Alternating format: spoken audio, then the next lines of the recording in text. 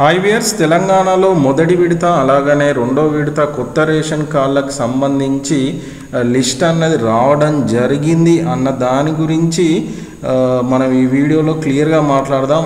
Actually ఇది నిజమా అబద్ధమా, వచ్చిందా రాలేదా అన్నది మనము ఈ వీడియోలో మీకు నేను చెప్పబోతున్నాను. సో ముందైతే చాలామంది యూట్యూబర్స్ వాళ్ళ యూట్యూబ్లో వ్యూస్ని పెంచుకోవడం కోసము లిస్టు వచ్చేసింది, ఇలా చెక్ చేసుకోండి, ఆన్లైన్లో ఆధార్ కార్డు ఉంటే చాలు, లేకుంటే రేషన్ కార్డ్ నెంబర్ ఉంటే చాలు, మీరు ఈజీగా చెక్ చేసుకోవచ్చు అని వాళ్ళ ఛానల్ యొక్క వ్యూస్ కోసం చెప్పుకుంటున్నారు. సో ఇలా చెప్పడం ద్వారా ప్రజల యొక్క సమయాన్ని అయితే వృధా చేస్తున్న వాళ్ళని నాకు అనిపిస్తుంది. మరి వాస్తవానికి వచ్చిందా రాలేదా అన్నది నేను ఈ వీడియోలో క్లియర్గా చెప్తాను. ఛానల్కి ఇప్పుడే వస్తే మాత్రం మీరు ఎట్టి పరిస్థితిలో ఛానల్ని సబ్స్క్రైబ్ చేసుకోండి. మీకు ఈ వీడియోలో పర్ఫెక్ట్ ఇన్ఫర్మేషన్ ఇస్తాను. వీడియోకి ఒక లైక్ చేయండి.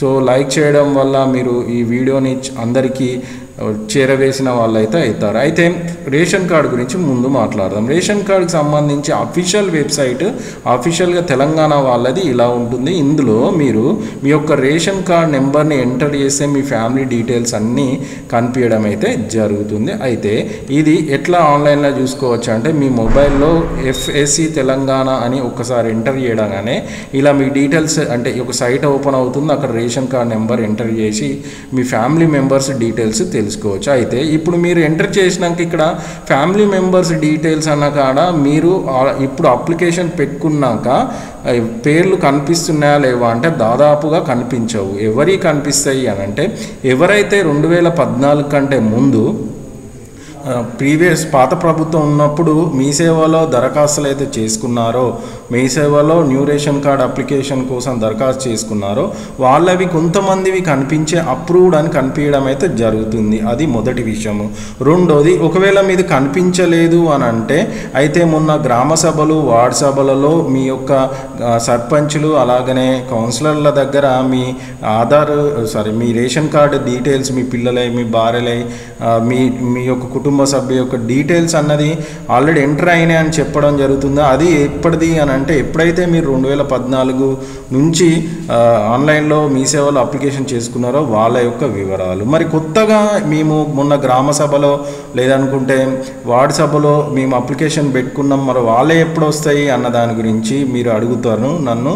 సో దానికి సమాధానం ఏంటి అని అంటే, మీరు ఏదైతే గ్రామ సభలో లేదనుకో వార్డు సభలో మీరు అప్లికేషన్ పెట్టుకున్నారు కదా, అవి ఈ యొక్క రాష్ట్ర ప్రభుత్వము ఆన్లైన్లో ఎంటర్ చేయాలి. ఎంటర్ చేసిన తర్వాత మళ్ళీ అందులో సర్వే చేయడము, అందులో అర్హులను ఎంపిక చేయడము, తర్వాత అప్పుడు ఫైనల్ చేసిన తర్వాత మీకు ఈ రేషన్ కార్డు యొక్క రేషన్ నెంబర్ ఎంటర్ చేసినా లేదనుకుంటే నెక్స్ట్ సైట్ని ఏదన్నా అప్డేట్ చేస్తే ఆధార్ నెంబరు ఇంకేదైనా వివరాలతోటి మీ యొక్క డీటెయిల్స్ అయితే తెలుసుకోవచ్చు. సో ఇప్పుడు ఇప్పుడున్న పరిస్థితిలో తెలంగాణ యొక్క అఫీషియల్ వెబ్సైట్ ఆన్లైన్లో రేషన్ కార్డుకి సంబంధించిందంటే ఇది ఒక్కటే. ఫస్ట్ లిస్టు, సెకండ్ లిస్టు ఇలాంటిది ఏవి రాలేదు. పాత ఏవైనా ఎంటర్ చేయించుకుంటే పాత అప్లికేషన్ పెట్టుకుంటే వాళ్ళవి మాత్రమే మీ ఇంతకుముందు మీ యొక్క గ్రామ సభలో వార్డు సభలలో మీ యొక్క సర్పంచ్లు కానీ లేదనుకోని కౌన్సిలర్లు కానీ తీసుకొచ్చినాయి.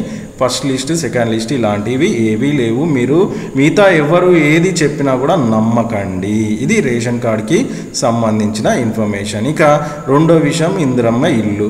ఇందిరమ్మ ఇళ్లకు సంబంధించి ఇందిరమ్మ ఇళ్లకు చాలామంది ఆల్రెడీ అప్లికేషన్ పెట్టుకోవడం జరిగింది. ఈ యొక్క అప్లికేషన్ పెట్టుకున్న వాళ్ళ యొక్క స్టేటస్ చెక్ చేసుకోవడం కోసం ఇందిరమ్మ ఇండ్లు .telangaana.gov.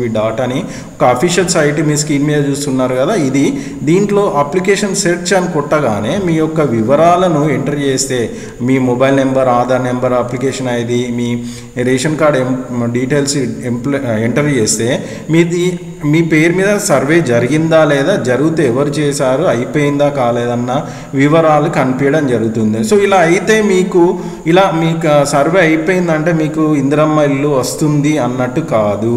ఈ సర్వే అయినాక ఇందులో లబ్ధిదారుల యొక్క ఎంపిక చేయడం జరుగుతుంది. అయితే మొదటిగా ముందే ఎవరైతే ఇందిరమ్మ ఇండ్లకి ప్రజాపాలన టైంలో దరఖాస్తు చేసుకున్నారో అందులో కొంతమంది లబ్ధిదారులను ఎంపిక చేసి నెక్స్ట్ ఏం చేశారు, వాళ్ళకి అర్హులను ఎంపిక చేసి అందులో కొంతమందికి మంజూరు పత్రము అంటే శాంక్షన్ లెటర్ అయితే ఇవ్వడం జరిగింది. అందులో శాంక్షన్ లెటర్ ఇవ్వడం జరిగింది. అంటే కొంతమందిని ఎంపిక చేసి అంటే ఫస్ట్ లిస్ట్ రావడం జరిగింది. ఆ ఫస్ట్ లిస్ట్ యొక్క డీటెయిల్స్ అన్నది మీరు ఆన్లైన్లో వెరిఫై చేసుకోవడానికి లేదు. ఎక్కడా కూడా ఆన్లైన్లో మీరు ఇందిరమ్మ ఇండ్లకి ఇప్పటి వరకు అయితే మీకు శాంక్షన్ అయిందా కాలేదా తెలుసుకోవాలంటే ఆన్లైన్లో చెక్ చేయడానికి కుదరదు. అయితే ఇక్కడ ఇంకొక విషయం ఏంటంటే ఎవరికి ఇంతకుముందు ఆల్రెడీ మంజూరు పత్రం ఇచ్చిన వాళ్ళలో కూడా కొంతమంది అనర్హులు ఉన్నారన్న విషయాన్ని రాష్ట్ర ప్రభుత్వం గుర్తించి ఇందులో వీళ్ళకు కూడా రీవెరిఫికేషన్ చేసి ఒకవేళ ఇందులో కూడా లబ్ధిదారులు లేకుండా అనర్హులు ఉంటే వీళ్ళని కూడా తీసేసే ప్రయత్నం చేస్తాము అని కూడా చెప్పడం జరిగింది. సో ఫైనల్గా నేను మీకు చెప్పొచ్చేది ఏంటిదంటే ఇందిరమ్మ ఇళ్ళకి సంబంధించి ఆన్లైన్లో ఎలాంటి లిస్టు లేదు, అలాగనే రేషన్ కార్డుకి సంబంధించిన లిస్ట్ కూడా ఏది లేదు. సో రేషన్ కార్డుకి ఇందిరమ్మ ఇళ్ళకి ఫస్ట్ లిస్ట్ సెకండ్ లిస్ట్ ఇలాంటివి ఏవి ఆన్లైన్లో మీరు చూసుకోవడానికి కుదరదు. సో ఒకవేళ మీకు అలా చూసుకోవడానికి కనిపిస్తే నేను కంపల్సరీ మన ఛానల్లో ఆన్లైన్లో ఎలా చెక్ చేసుకోవచ్చు అని ఒక టైటిల్ తోటి వీడియో అయితే చేస్తాను. అప్పుడు మీరు ఆన్లైన్లో సెర్చ్ చేసి తెలుసుకోవచ్చు. ఇదండి వీడియో, ఏది నిజము ఏది అబద్ధము కొత్త రేషన్ కార్డులు అలాగనే ఇందిరమ్మ ఇళ్ళకి సంబంధించి. వీడియో కనుక నచ్చితే మాత్రం ఎట్టి పరిస్థితుల్లో ఛానల్ని సబ్స్క్రైబ్ చేసుకోండి, వీడియోకి ఒక లైక్ చేయండి. ఛానల్ని మీరు ప్రమోట్ చేయడానికి వీడియోని షేర్ చేయాల్సిన అవసరం కూడా ఉంటుంది. So thanks for watching video.